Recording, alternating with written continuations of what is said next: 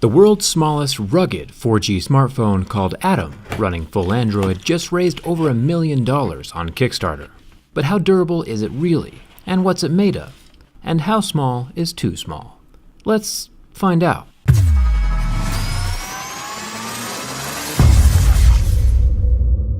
This little guy, which is literally the same size as your ear, is probably the smallest smartphone I've ever tested. The 2.4-inch screen makes navigation unique, but not impossible.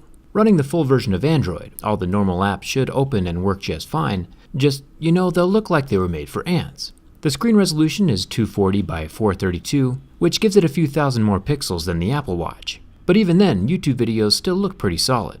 Also still in one piece, resting with one wing submerged in the sand on the ocean floor, but the rest of the plane is pretty exposed. But we're here for the durability, and with that comes the scratch test.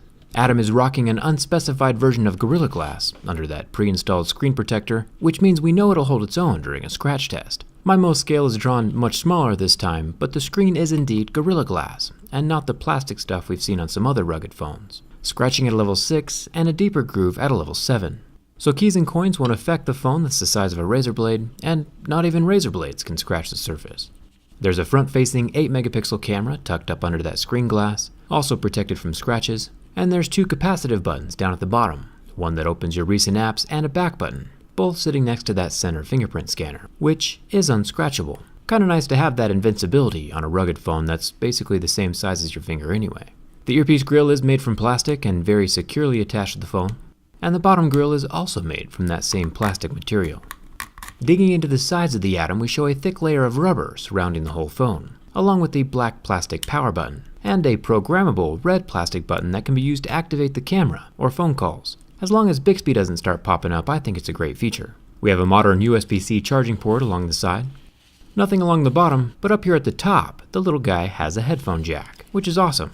Even though the Atom is a fraction of the size of an iPhone, and at IP68 is more water resistant than an iPhone, it still has a headphone jack. I think a thumbs up is deserved for companies that pack their phones full of useful features. The other side of the phone next to the volume buttons has a dual SIM card slot with plenty of rubber around the tip to keep liquid from leaking. The red accents on the outside of the phone are aesthetically present on the inside. I'll have to delve into that more later. The rear camera is a 16-megapixel sensor covered with glass. With a phone this small and inexpensive, you might expect cheap materials, but so far things have been pretty solid. The single-color LED flash is also under that glass. The back of the phone is covered in yet another layer of thick black rubber. I tried drawing the electron trajectory of an atom on the back of this Atom phone, but the rubber thwarted my razor by hiding most all traces of scratching. The textured back material does provide substantial grip though. I'm a fan. The Unihertz logo is made from plastic but also solidly attached to the phone body. One unique thing about the Atom is a little slot for a tether or necklace strap down at the bottom. It might also be used for the optional bike mounts or outdoorsy stuff if you're one of those people that likes to go outside.